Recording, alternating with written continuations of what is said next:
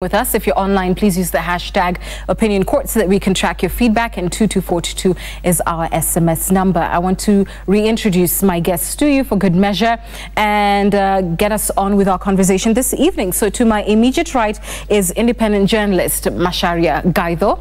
Next to him is Cyprian Nyamwamu, who is a governance and political risk expert. Next to him is Edward Kisiangani, our resident political analyst. And next to him is Mugo Kibati, Vision 2030 Founding Director General. And gentlemen, you're all welcome, and I thank you for coming in this evening. I want to talk about the situation in the country in the context of whether it is legal, political, moral, even spiritual, some would say, and economic, and therefore try to figure out what the solutions are. And Macharia, let me start with you. What has the current situation revealed about the state of our nation? Basically, it reveals about how fragile our democracy is, how fragile our institutions are, how fragile our legal mechanisms are, and of course the very deep-seated hostilities of our politics, particularly what you call the ethnic politics, because we don't have political parties in this country. What we have are ethnic formations, and those very deep-seated hostilities are what are being played out today. And why have we been unable to surmount these challenges in 50 years? And in particular, if you could talk about the fragility of institutions. Because we don't learn from the past, that is one. The same things that divided us in 1963 are the same things that are dividing us today.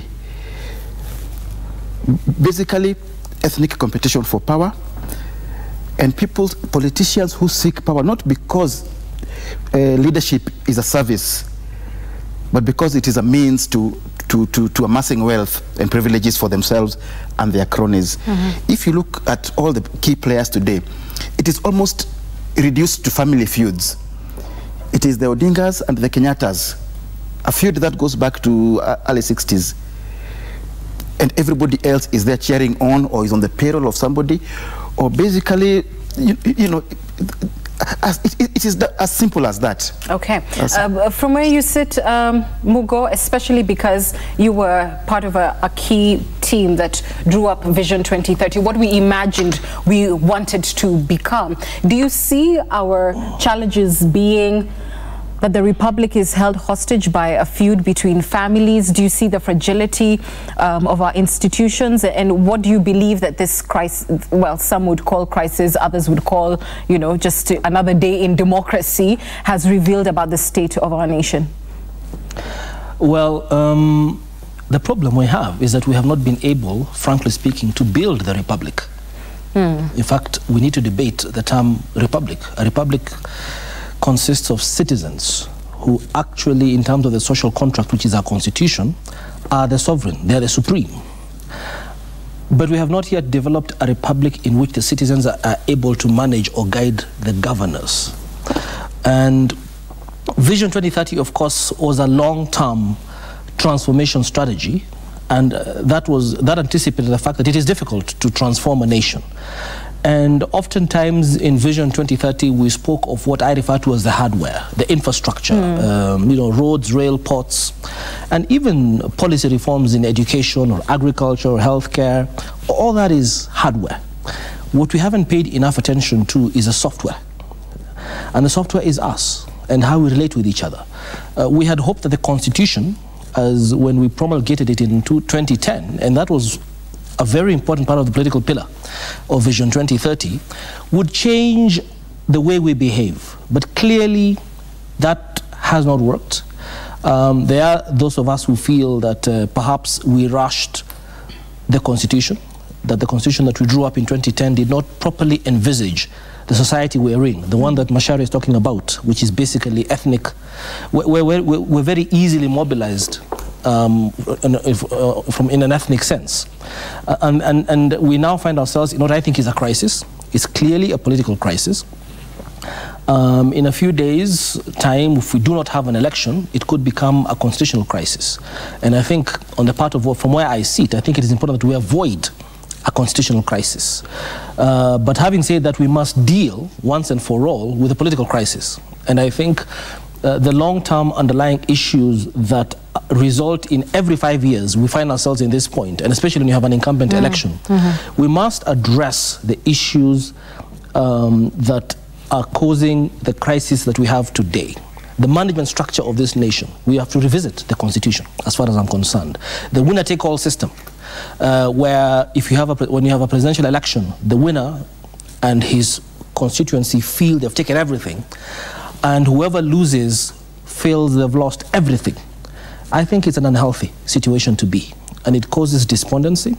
And if there's one thing that we must get out of this crisis, they say that you don't waste a good crisis, is finally face the bullet and deal with the issues. And this time, as I finish, unlike in 2010, or should I say 2009, when in Naivasha, the politicians were debating the constitution, this time the people's voice must be on the table. It must not be a constitutional framework that suits political leaders. It must be one that serves the interest of all Kenyans. All right.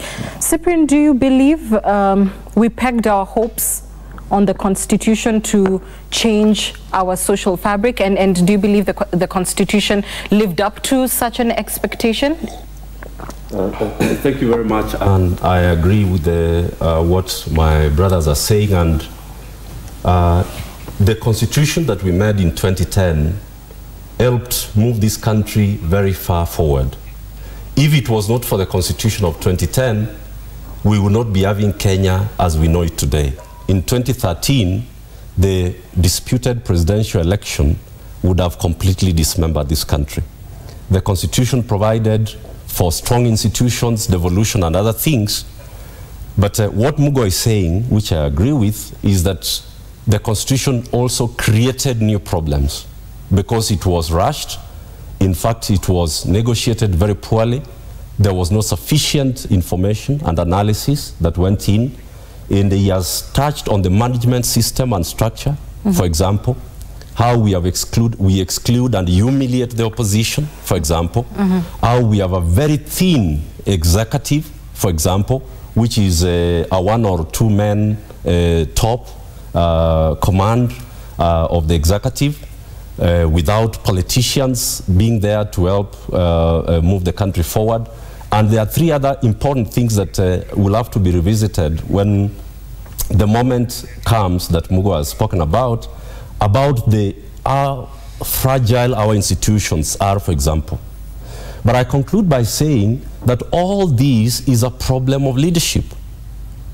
Because if we didn't have dealership and we had leadership, the nation building and the state building project would have been well on the way. Explain dealership.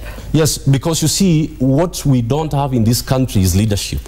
We think that once we have elected people to a position, they are leaders. You don't become a leader because you are in a position. You become a leader because you are a champion of certain values and in the interest of the people. So our spoiled system that the Constitution created only creates dealers. From MCAs all the way to the presidency, these are all dealers. Everybody's asking, what's the deal? MCAs are asking, what's my deal in this? MPs are asking, what's the deal? The president is asking, what's the deal? Senators, governors, everybody's talking about which deal do we cut this month. So it is all about dealership, and it has gone beyond the state. It is in the social institutions, and it's a national crisis of leadership. That is why we are unable to return our nation building and our state building project back to the road. That is what this crisis, as Mugo has said, has to provide. We must turn this crisis into a great opportunity to address this political crisis. Because, we have seen lawyers over the last 2 months taking us around in circles and arguments, but we don't have a legal crisis. We don't have a legal problem. We just have a political crisis that needs to be dealt with. Prof, and it is true that often we say the problem is leadership, and Cyprian has outlined its length and breadth, but to what extent are we responsible as citizens? After all, we do elect these leaders. We viciously defend them at the expense of each other, yet they ride on our backs to have these positions to begin with. Just before I respond quickly to that, let me also put in my voice and agree with what they are saying with regard to the crisis of the state in Africa. Actually, the problem that we have in this country is not exclusive to Kenya. It is across the continent. Even if we say that 50 years now we haven't made progress, I think probably it is too early to say that we have made some progress, but we are moving at a very slow pace. And so, with that in mind, we realize that when you think about the crisis that we are talking about in Kenya, actually the first problem is to diagnose the problem. And we are not doing the correct thing. We have misdiagnosed. It's like somebody has diarrhea, cholera, and you think they have malaria, and you start treating them of malaria, and you give them tablets and they will die. Or they are suffering from a different ailment, but with the symptoms of the disease which you should be dealing with, but then you don't do so. In your estimation, what is the disease? The problem in Africa is about the fact that we are so loyal to the ethnic backgrounds where we come from. So even what we are facing now is not about the fact that elections were fair or unfair. What people are fighting for is not that. What people are fighting for is that as long as it is in our camp, it is fair. Well, as long as and then the others say, as long as we don't have it, it is unfair. So there is no interest in whether the election was fair or not. So it comes to your question of the citizens.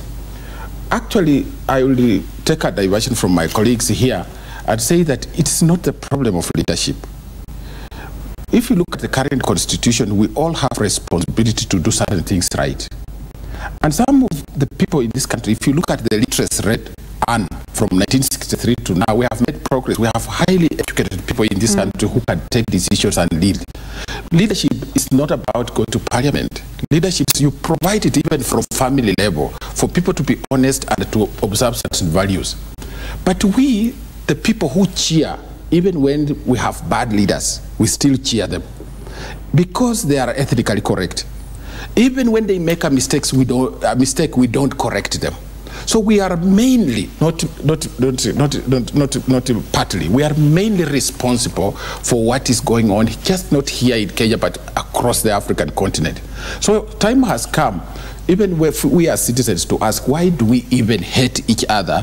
Why do we have this anger against each other when in fact in our daily life we keep sharing so many things? Why do we feed on this anger? It's because we don't understand the problem.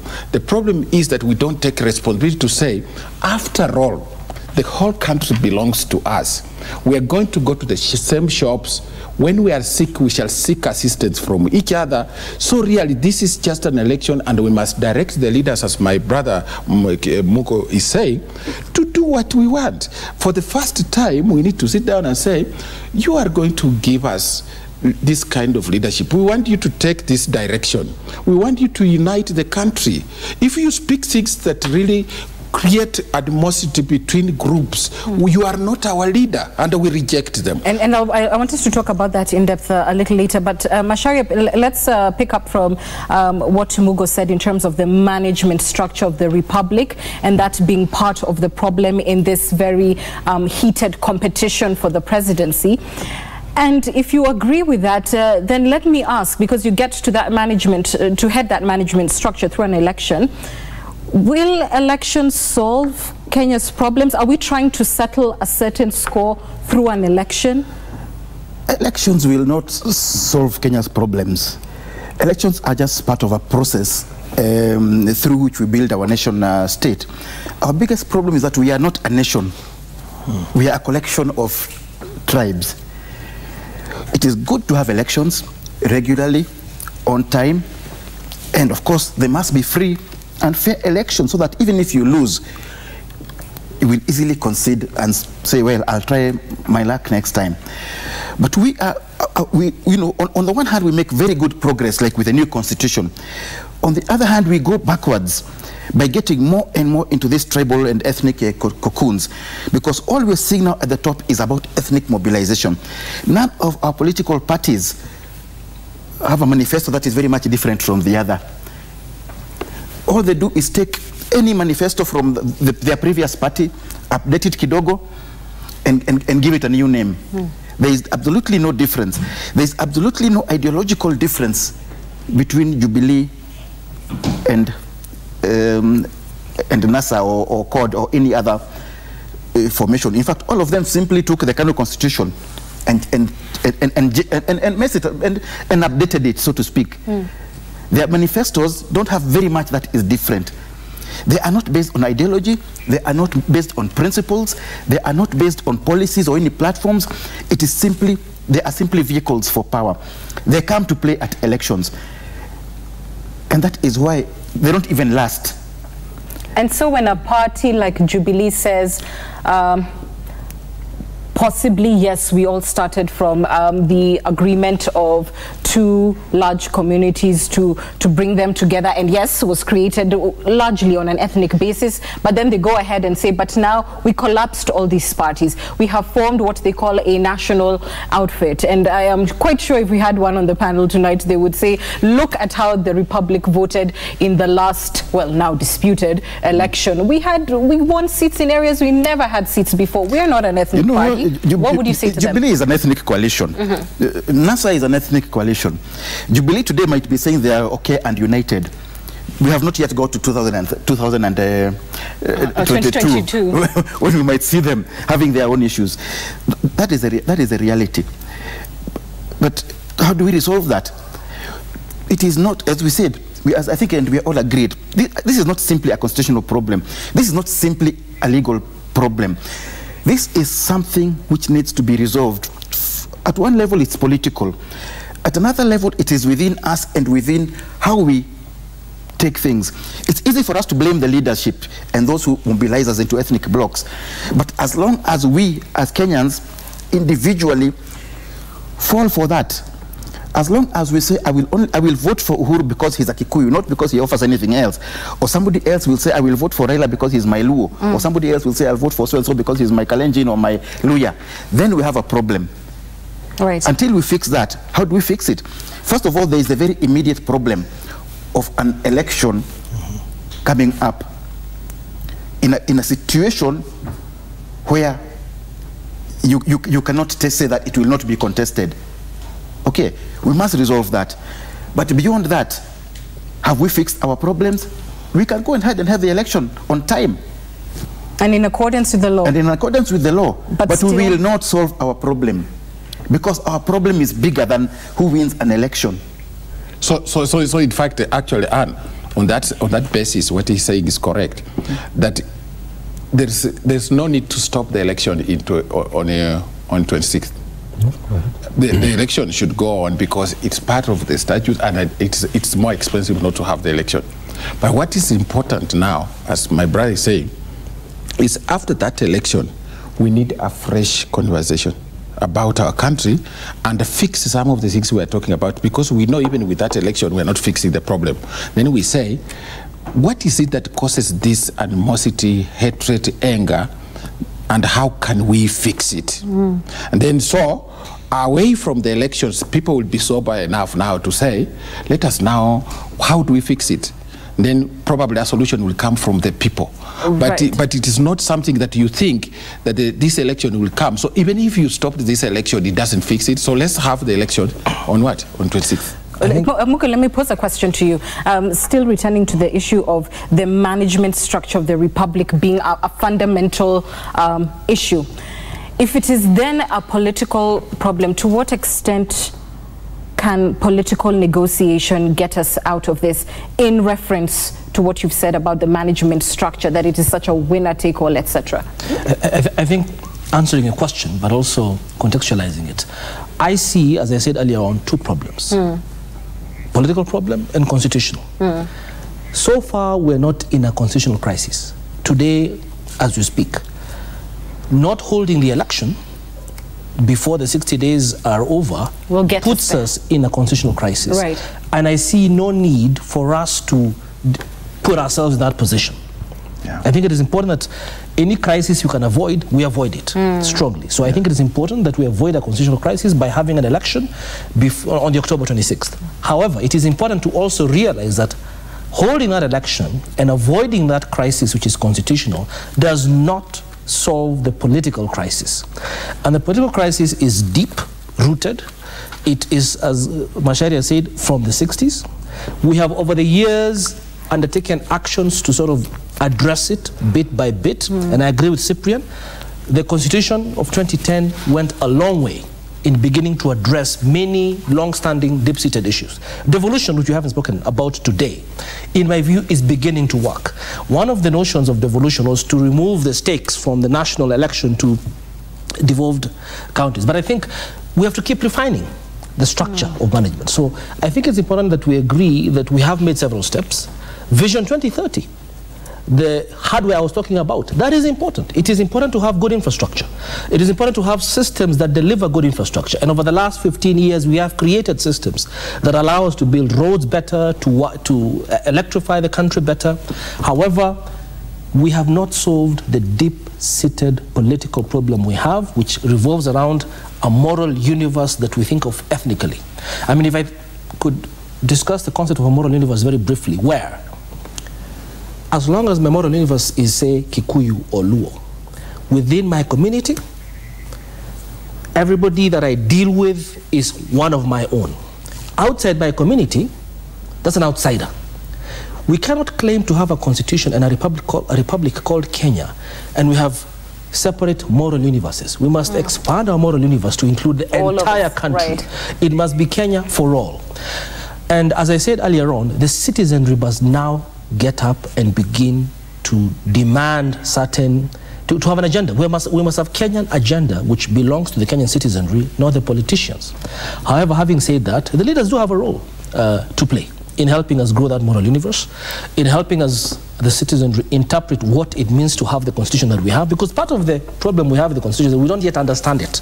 So it is not wholly a problem. Part of it is we're also disobeying or refusing to accept, to follow the constitution, when we have to amend it also to suit. When, you know, if you look at the recent election laws, for instance, it is important that we be very careful to make sure that we are not writing laws to make an irregularity regular. Right. But that we actually are saying the spirit of the constitution and the social contract we have is always respected. So we do have some legal issues, but we must also agree there's a moral aspect to it. It's a combination. Having laws by themselves without morality have no value.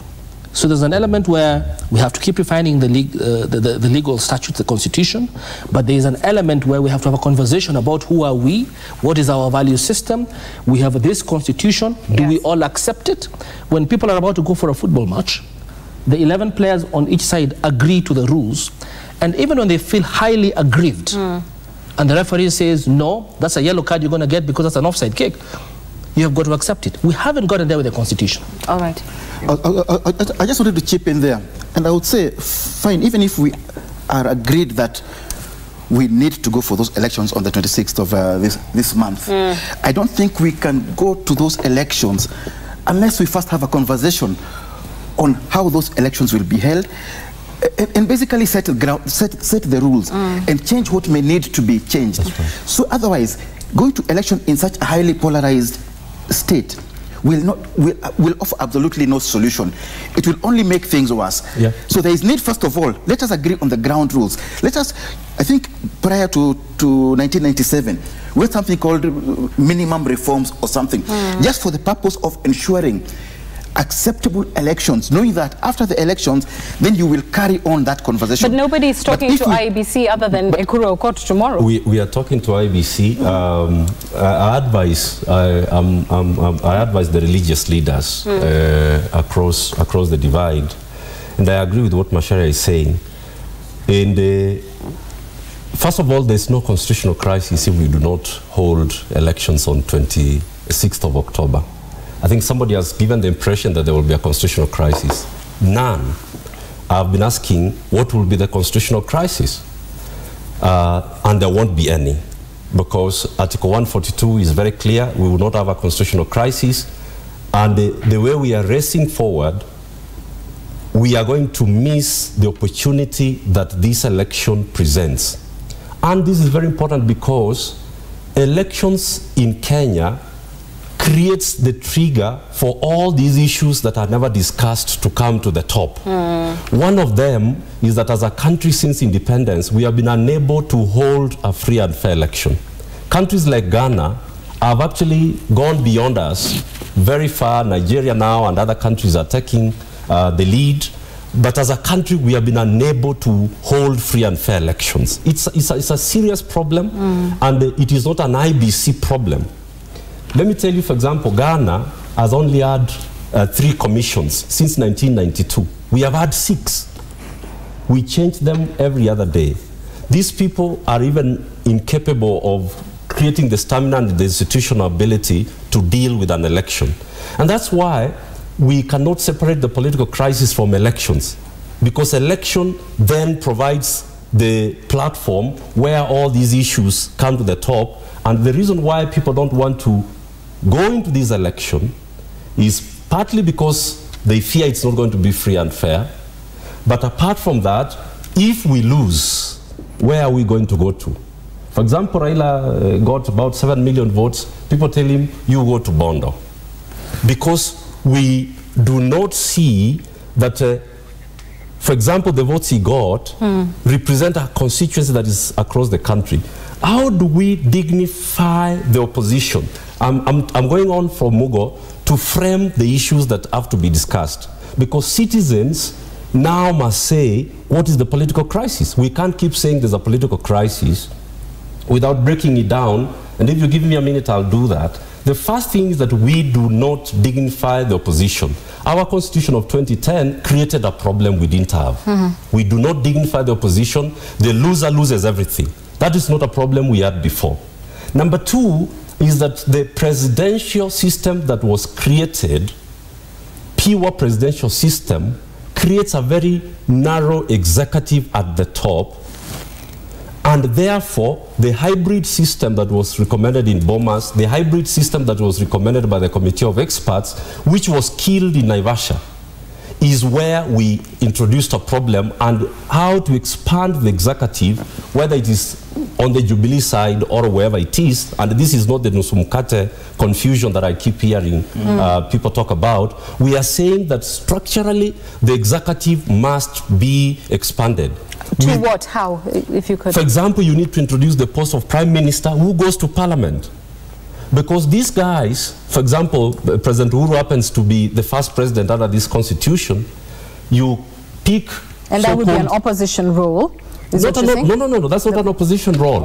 If it's Jubilee, let it have a Jubilee Prime Minister who goes to Parliament to answer questions. Right. Because the pure presidential system that works, for example, in the United States of America, works in a federal system of government, where the states have their own judiciary, collect and build their own economy, and they govern themselves. In our unitary state, you must expand the executive so that Jubilee has a prime minister who goes to Parliament and answers questions. Somebody has recommended, and I agree, that we need half of the cabinet to come from Parliament, Senate and National Assembly. Because these guys who are in cabinet now have absolutely no political muscle.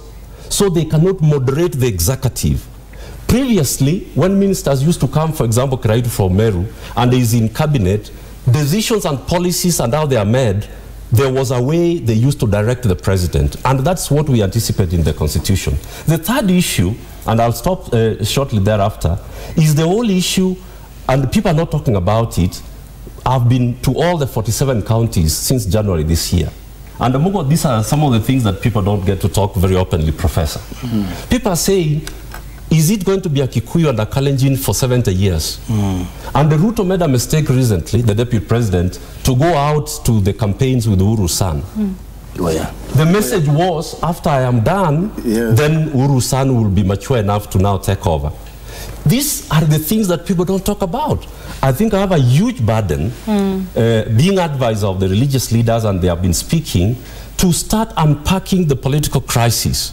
So people are saying, are we going to just be here and Kikuyus and Kalenjins will lord it over us?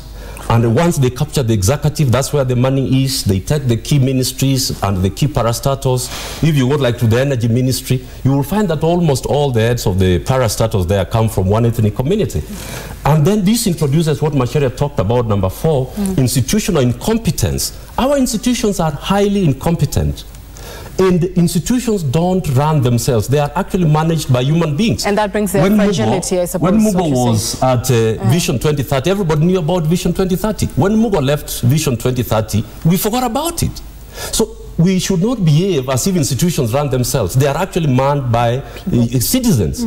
That is the last point that I want to make. But if you would answer IEBC, that, for example, now, Anne, IEBC, for example, now,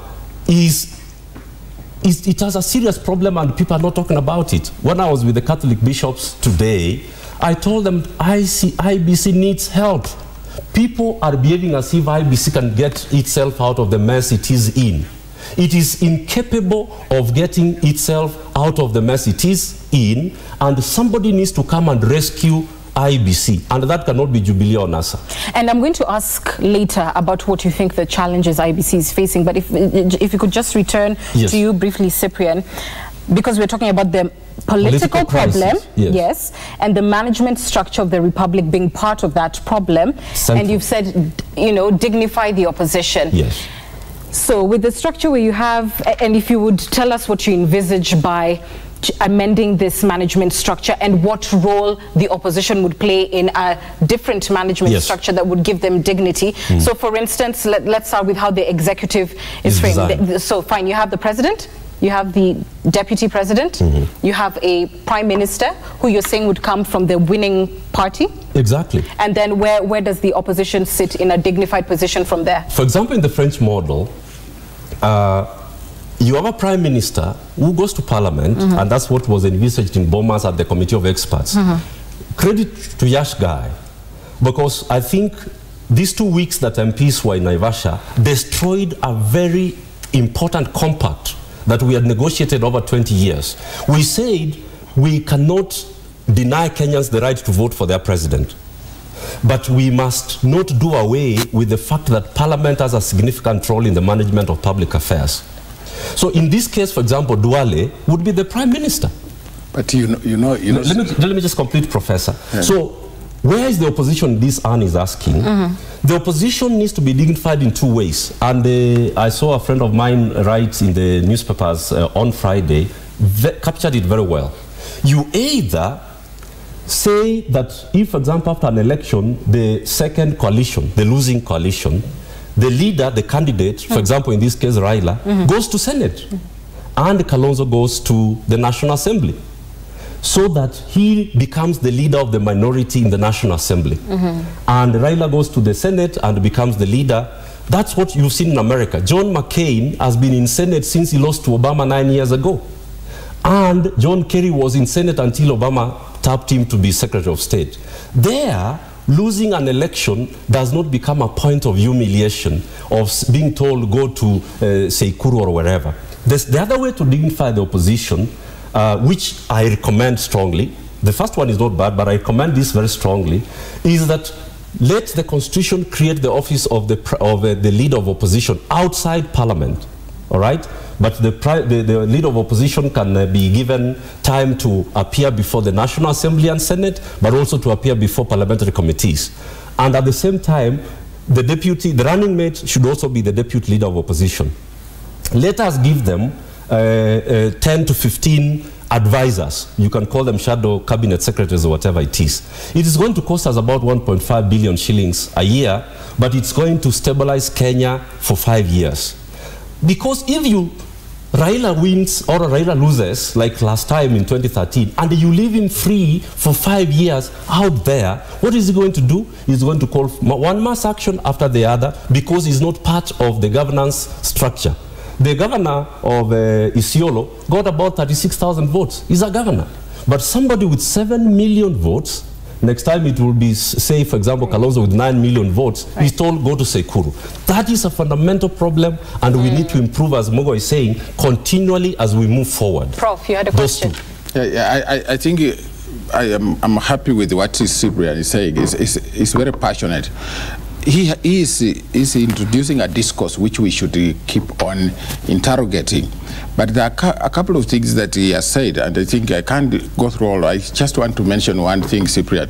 You remember that it's true, the Naivasha parliamentary committee made a lot of, there was a lot of suspicion, and most of those suspicions were ethnic.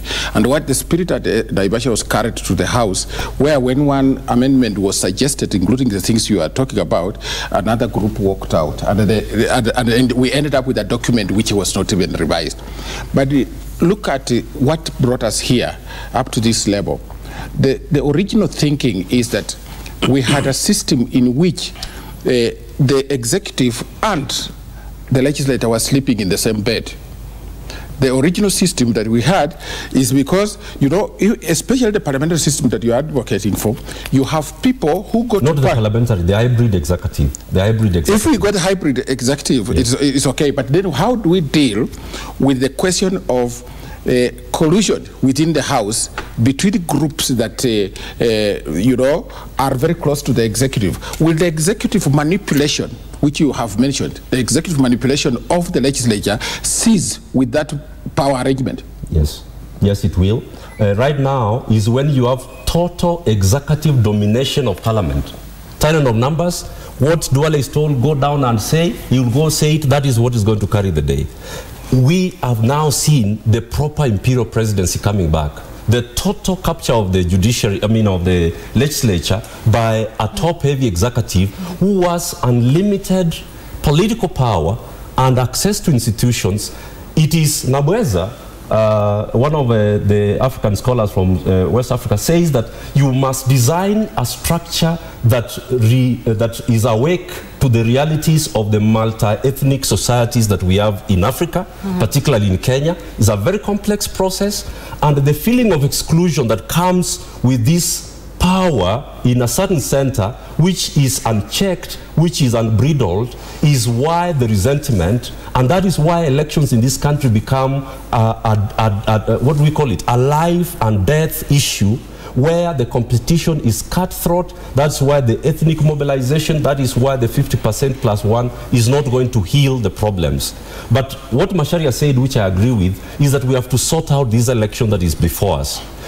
And the opportunity that the religious leaders are talking about is that we need to have some talks which say, how are we going to dignify the opposition, expand the executive, so that we can agree on some of these things, go to a peaceful and a consensus election, because people know that even if they lose, they're not going to die in the cold. Right. If we do not wake up to this reality, things are going to get more complex. We are going to have an election on 26th, which is actually going to be an election to declare war, instead of using this crisis to, if we push this election for 60 days, we will have room. The Catholic bishops today, NCCK has said they are going to facilitate talks to bring these parties together, so that we lay these proposals, these 5 proposals before them.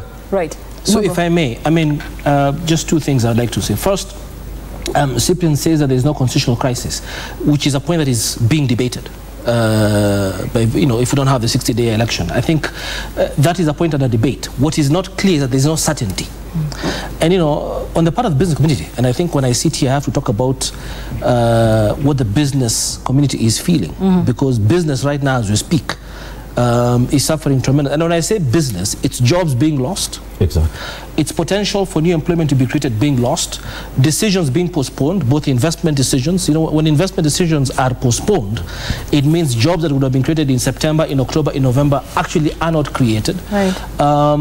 And also payments not being made to different businesses. So the lack of certainty actually is an issue. So if there could be certainty between now and the 26th of October that there is no crisis constitutionally, and that can only happen if all the actors, the principal actors, come together and sit. If that was to happen, that would be the ideal situation. But absent that, there is no certainty as to what it means not to have an election within the 60 days, because different lawyers say different things. Some say there's no crisis, others say there's a crisis. And so but from the perspective of business, the continued uncertainty since the nominations in April to the August 8 election has frozen the economy for about 7-8 months. We started this year at a 6% projected GDP growth. We're now at 5%. Right. And that 5% is actually, that is not just a 1% drop. The entire 1% drop is in this last quarter. So it's actually probably a 2-3% growth in this last quarter. I think it's important that we are cognizant of that. I know people think it's pedestrian. And so, but people are hurting in real terms. County governments have not had money transferred to them for 4 months. That's just not right. So it's a certainty that we're talking about, just to be clear. Now, I also want to, the second thing I want to say is when it comes to this management structure discussion, what I hear Cyprian saying is not a nusumkate. No. It is about having an effective, dignified opposition, such that if I run for president and I lose the presidency and I end up being leader of opposition, I have the mantle and the mandate to do what taxpayers expect. After all, everybody pays taxes, whether they support the opposition or the executive. But I think it's important that when we talk about an opposition leader losing or individuals losing or winning, it is the constituencies that they represent we're talking about. That's right. We're not proposing a structure to suit individuals. That's right. It is to serve the Kenyan people as we are organized today, given our various ethnic, the way we hew to ethnic mobilization. So I think it's important that we don't misconstrue any proposition as serving individuals who happen to be in political leadership today. It is about saying, how do we manage this country to benefit citizens, given the way we run our lives value-wise and culture-wise? I think that's very important that we say that. And I also want to say one thing. Any reference to looking at the Constitution afresh should not be seen as saying the Constitution has failed. No, no. Okay? It's to refine and improve it. Because we must also get away from this issue that whenever we have contests and we fail, then we condemn the Constitution. So it's a very delicate exercise we have to undertake, but it must be undertaken. So that is what I see as a political crisis that must be resolved. And legal. Hold on, Prof. Let's bring in Macharia. What do you think of that in terms of rethinking how we manage the state and the extent to which they have argued that this, I would say then, is a legal problem that can be addressed with the interpretation from the court in terms of what happens after 60 days? There are certainly some legal issues. There are gaps, legal gaps. There are gaps in the laws and the Constitution that need to be addressed. But that is not everything. There is no constitution in the world that is perfect. There are no laws in the world that are perfect. There are no institutions that are perfect. Wherever you have mischievous people, there will be people who will try to subvert the laws, the institutions, the Constitution to their own ends. And to that effect, it is not simply about legalisms. As we said, it's about ourselves and how we manage things. You can get the best running corporation in the world with all the necessary safeguards against theft and against mismanagement, but put a thief in charge, he will steal and he will bring it down. Don't forget, Daniel Arap Moi took over from Jomo Kenyatta at a time when the country had some very strong institutions, parastatal organizations, government ministries that could run even in the absence of the leader, because Kenyatta was basically he was not a hands-on leader. He was on a busy working holiday. But there were institutions that ran. What did Moi do? The first thing is to destroy every institution so that he can then have the leeway to do what he wants. And we are seeing a resurgence of that attitude within the government today. The arrogance of power. I can do it because I have the numbers. I can change the laws the way I want because that is democracy and I have the numbers in parliament. But things are not that simple. You can also have something called, not just tyranny of numbers, but you can have a dictatorship through parliament, which is now the risk we are facing. We cannot change the election laws midstream to suit us, and forgetting that those laws are the result of a negotiated settlement. We cannot say that we have the numbers to change the constitution the way we want. Hitler changed the constitution to give himself all the powers he needs. Do we want to go that way? The apartheid system in South Africa was based on a series of laws. But there were unjust laws. Do we want to go that way? So it is not simply about these are the laws, therefore we must follow them. There has to be some morality in our leadership. A quick comment to reinforce just that point. One example I could give why laws and constitutions by themselves still have to be given life by human beings. Exactly. Is one example, majority rule and tyranny of numbers. Majority rule, a good friend of mine was telling me just earlier today, is a minimum threshold, not a maximum threshold. And the leadership we have in this country tends to treat majority as a maximum threshold. In other words, we have a 50+1 rule because we must have somebody who leads. There must be a system of selection. But once you have the 50+1, you must be the leader of 100%. And therefore, tyranny of numbers and majority rule is a minimum threshold, not a majority threshold. No constitution can cure that. It is a leader who has to cure that. Anne, I think with my colleagues, I think the question that you have raised about the business people and the way the country is now is actually part of the consideration I made when I said, let us have the election. The reason is this. If, for example, after the 26th October, we have no election, then, or we haven't even agreed on what the Matiang'i is saying, come out with a scheme that would give us what you call a fair system, and that can still go on. You cannot put timelines on. So if it goes beyond 3 months, what do we do? And yet there is some business of the state and even the country to be run. Already Parliament is sitting, and Parliament is already composed, and it is legislating on a number of things.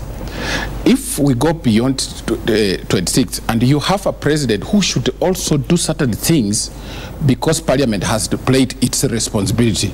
So after Parliament has played its responsibility and some bills are supposed to be signed by the president to make things move in the business sector in other places, and yet the same constitution says that there are certain things he can't do. So it means you will have to delay for the negotiation system to come to an end.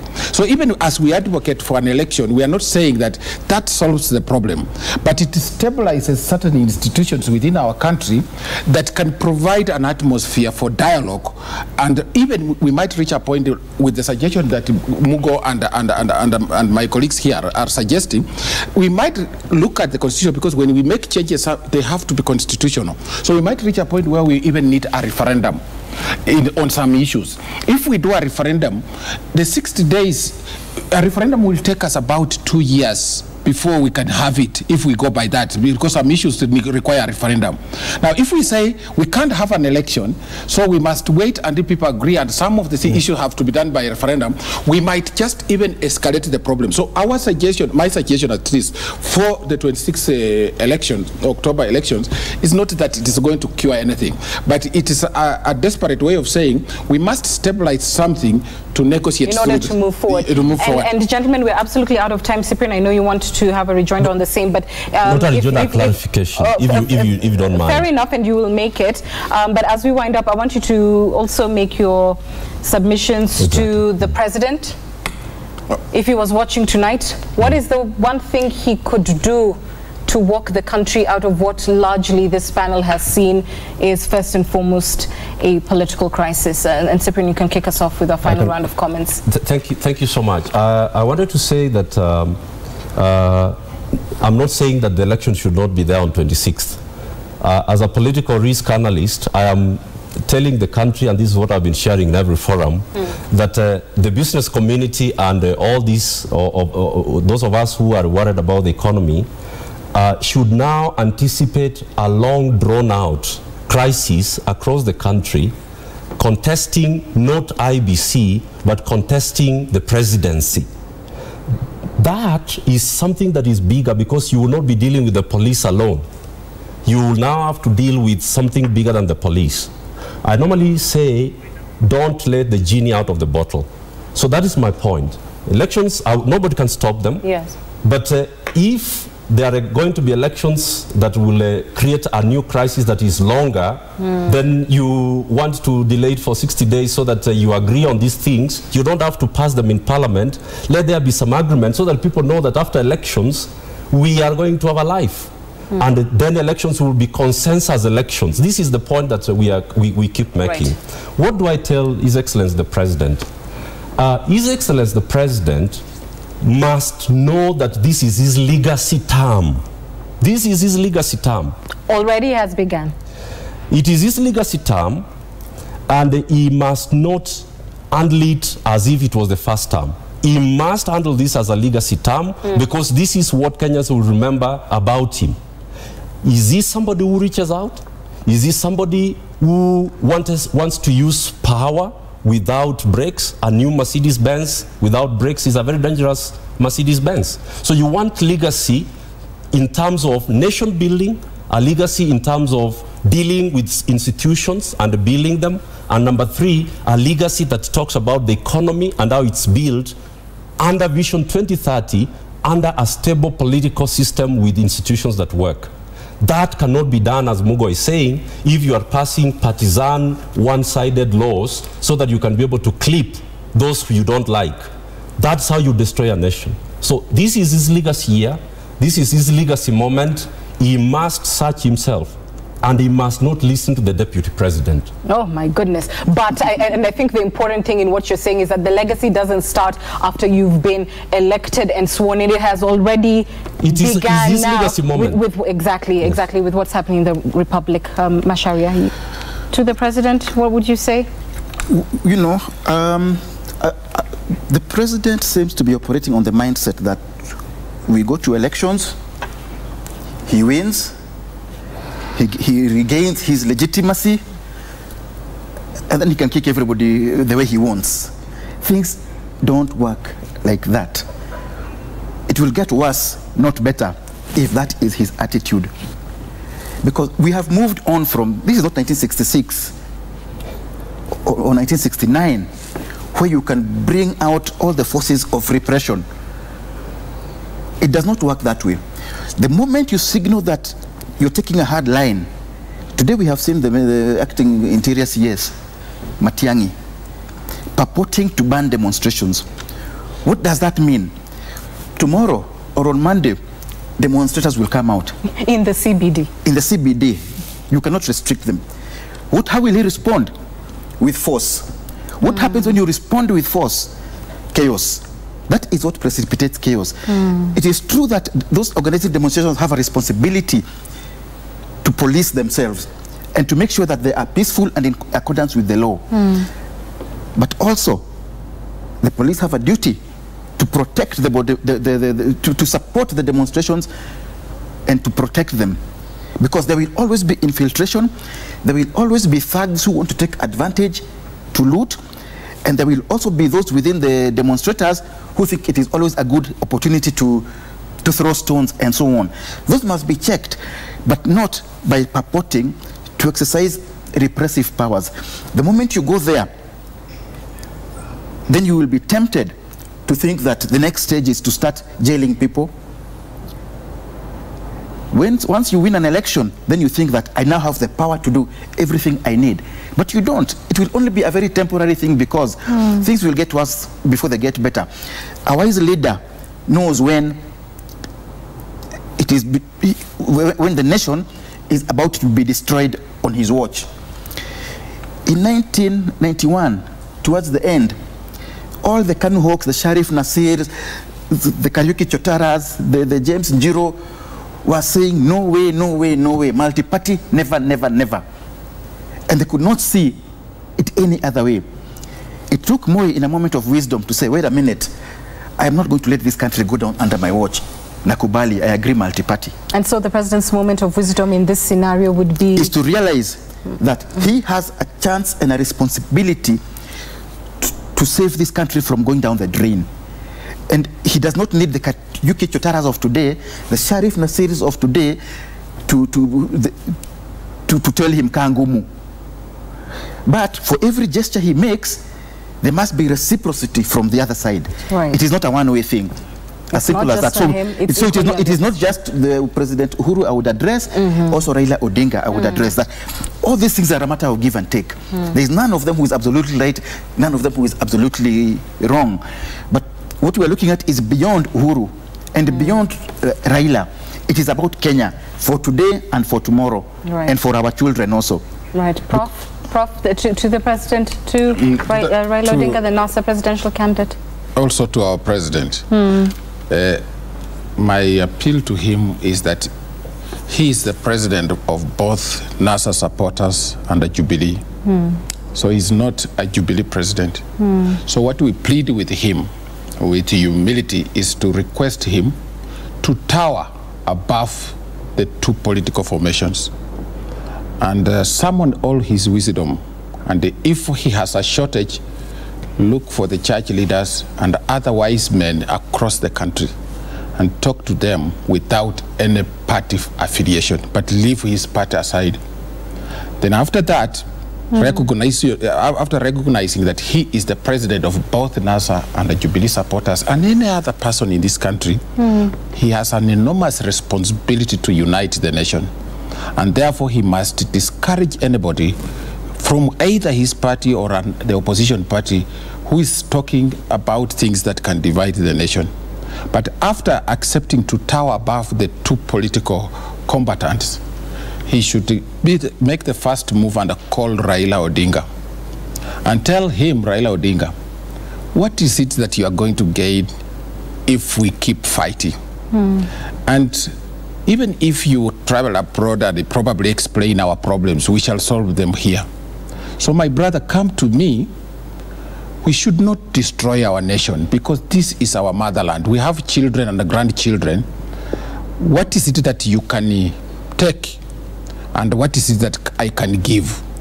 And when he does that, they must communicate that message back. It's make their supporters know that election is not the end of everything. It is just one stage in your life. So if Raila Odinga does not do it, and the president has accepted to tower above the two political combatants, then the republic, the citizens will make a judgment. That is what I'm calling on His Excellency the President, Uhuru Kenyatta, to wake up tomorrow and start acting differently and to save our nation from any collapse that is impending. Finally. Well, I think that Uhuru Kenyatta has two concurrent incarnations right now. On the one hand, he's a candidate for presidency, and on the other, he's the president and the head of state of Kenya. And I know that's a very nuanced distinction that we as Kenyans sometimes find difficult to be able to grasp, but he is.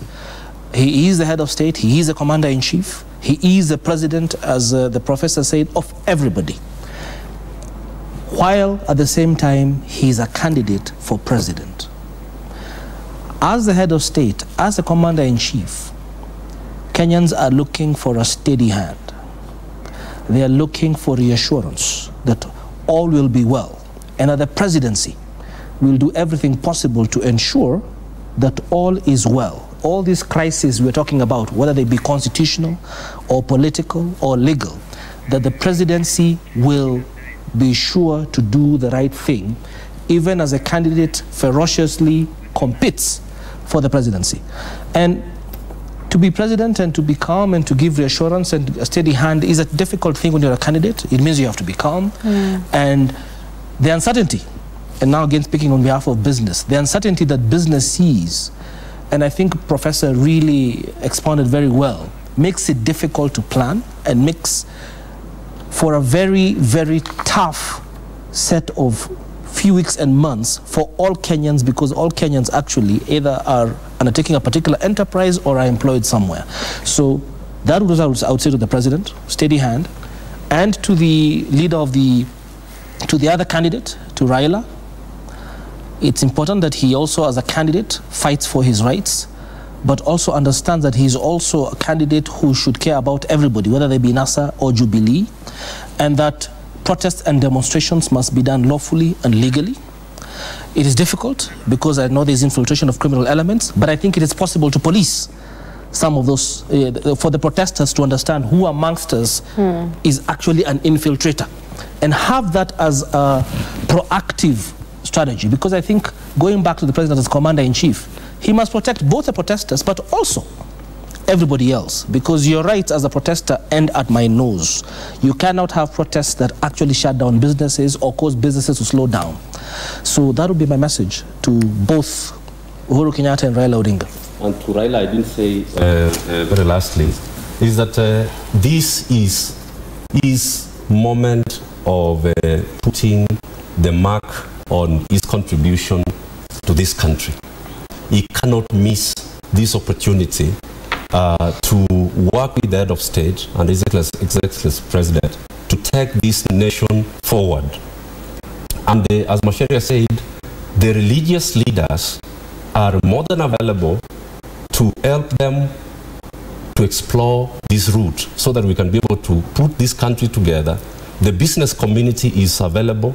We must do the right thing for this country right now. That is what my message is to. Sorry, I'm just jumping in. Right.